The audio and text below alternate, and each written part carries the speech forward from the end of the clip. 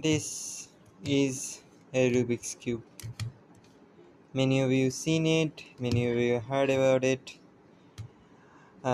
Too many of you wondered how to solve it.